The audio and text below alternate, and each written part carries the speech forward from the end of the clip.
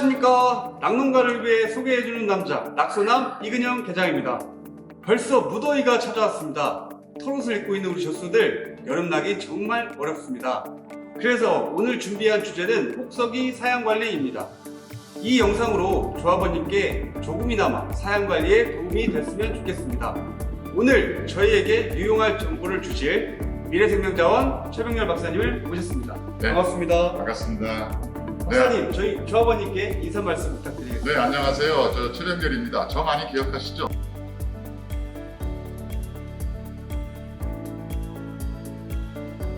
제가 사실은 우리 홍성낙엽하고 인연이 꽤 오래전부터 있었습니다.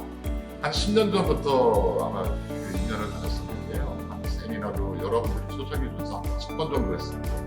네, 그래서 오늘 또 이렇게 비대면으로 이렇게 만날 수밖에 없는 것이 조금 안타깝긴 한데 아무튼 백신들 잘 맞으시고 면역 빵빵 키우신 다음에 우리 서로 얼굴 보면서 다시 한번 뵙겠으면 좋겠습니다. 아무튼 늘 건강하시고요. 네, 조만간 또 뵙겠습니다.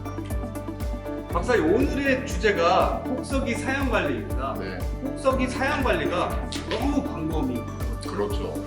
그 중에 가장 핵심적인 거 한 가지만 좀 꼽아주시겠습니까? 사실은 한 가지를 꼽기는 굉장히 어렵습니다. 네, 일반적으로 이에 대해서 어떻게 극복해야 되고 대응해야 되는지에 대해서는 그동안 많은 분들께서 강의를 해주셨을 거예요. 그래서 뭐 선풍기라든가 뭐 스프링클러라든가 이런 것들을 많이 운영하실 수 있으세요.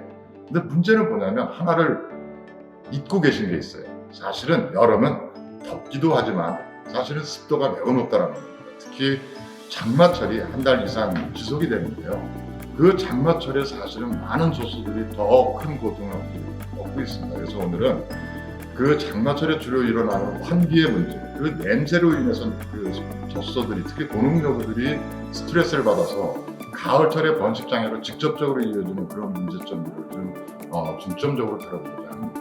그래서 환기라고 하면 대부분 그 환기 팬을 말씀드리시는데 그것은 사실 비 내리는 날, 그 다음에 그 습도 높은 날은 아무런 소용 가치가 없습니다. 그렇기 때문에 오늘은 미생물제를 이용해서 어떻게 하면 출산의 냄새를 없애고 또 아울러서 그것이 퇴비 구속에 얼마만큼 좋은 이점이 있는지 그거에 대해서 자세히 좀 알아보도록 하겠습니다. 박사님, 그럼 오늘 그 과제를 가지고 현장으로 직접 나가서 배워보도록 하겠습니다. 아주 좋습니다. 자, 가시죠!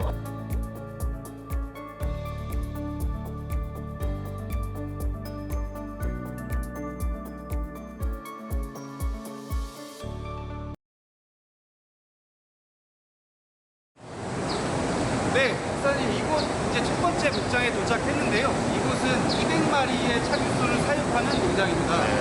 농장을 둘러보시니까 환경이 어떠신가요? 제가 깜짝 놀랐어요. 목장 초입 저는 목장에 들어갈 때 먼저 냄새를 맡고 들어갑니다.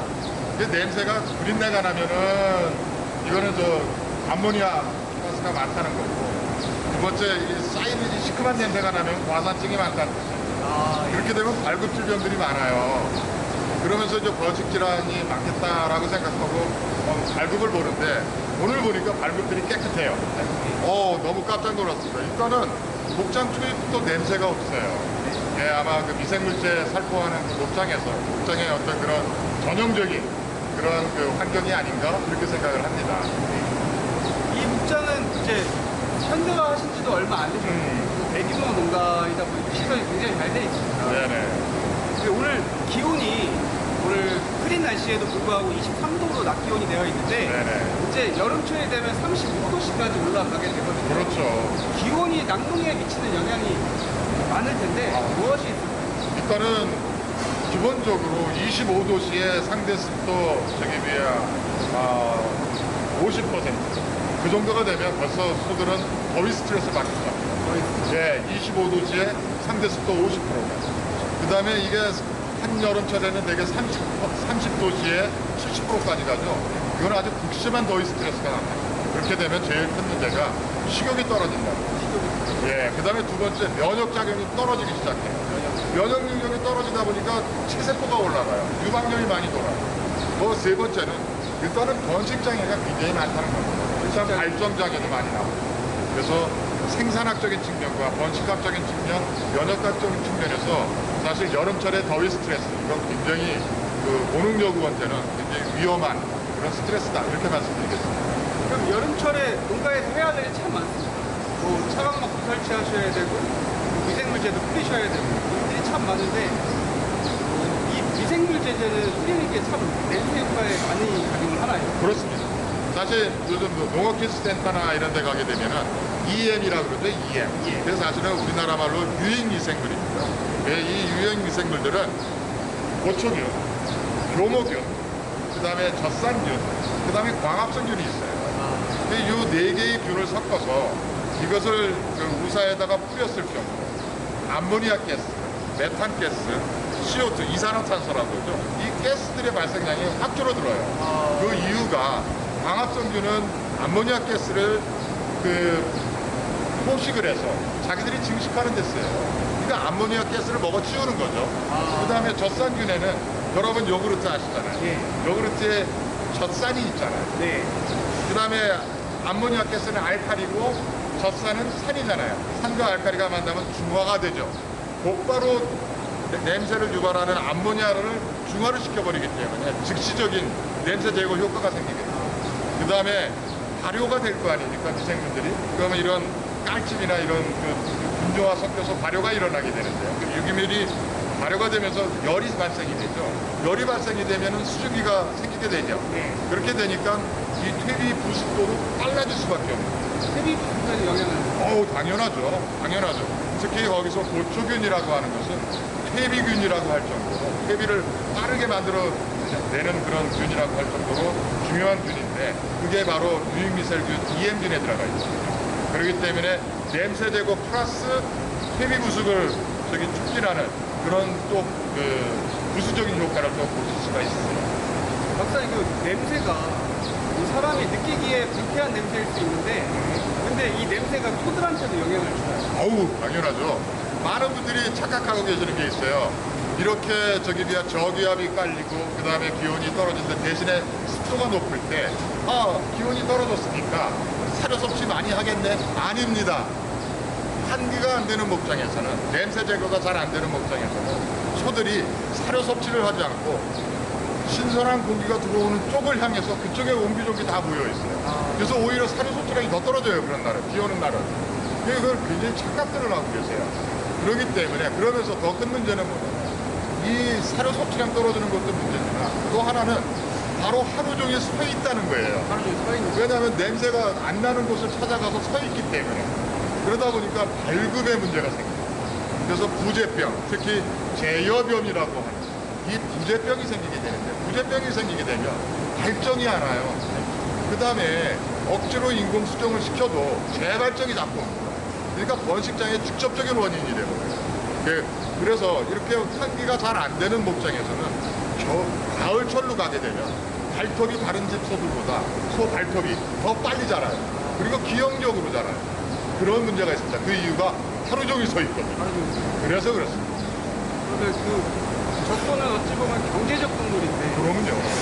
장기적으로 가야 되는 목장에 이 냄새가 영향을 많이 미쳐요. 당연하죠. 왜냐하면 젖소는 기본적으로 송아지를 생산해야 우유를 생산하는 동물이거든요. 그렇잖아요. 그렇기 때문에 한 목장의 우유 생산량은 그 목장의 번식 성공률하고 정비례 관계를 가지고 있어요. 번식이 잘 되는 목장 무조건 성적이 좋을 수밖에 없습니다. 네. 조합원님, 무더운 여름철 이 바닥 관리, 냄새를 저감시켜가지고 미생물제를 뿌리시고 냄새를 저감시키셔서 쾌적한 환경을 마련해주는 것, 그게 소들한테 정말 중요합니다. 이번에는 다양성을 위해서 다음 목장으로 이동하겠습니다.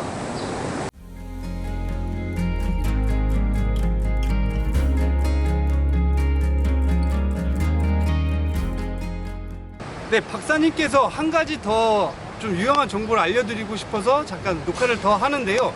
박사님, 어떤 부분을 더 말씀해 주시겠습니까? 네. 그 미생물제를 바닥에 또는 우사에 살포하는 것과 그 다음에 이제 TMR이나 또 음수에 투여를 해서 급여했을 때 냄새 저감 효과가 같지 않느냐 이렇게 말씀하시는 분들이 계세요. 그런데 사실은 바닥에 살포했을 때는 미생물들이 직접 퇴비나 아니면 깔집에 직접 작동을 하기 때문에 그 효과가 굉장히 큽니다. 그런데 먹이는 경우는 그 먹은 그 TMR이나 사료의 소화율이 높아져요. 사실은 한 10%에서 15% 정도 사료 소화율이 높아지기 때문에 분으로 배설되는 소화되지 않은 그 영양소들 그로 인해서 냄새가 발생하는 어떤 그런 부분들이 어느 정도는 줄어듭니다. 근데 그 정도가 바닥에 뿌리는 거에 한 30%밖에 되질 않습니다. 그래서 여러분들이 먹이고 그 다음에 바닥에 뿌리고 하시면 사실은 더 좋은 효과를 보시는데 그게 귀찮으시다면 사실은 바닥에 냄새를 제거할 목적이라면 바닥에 살포하시는 게 가장 좋은 방법이시고요. 그 다음에 사료의 효율을 높이기 위해서 사료의 소화율을 높이기 위해서 미생물제를 쓰신다고 한다면 그건 사료나 문수에 투여를 하셔서 급여하시는 방법이 가장 적당하다고 봅니다.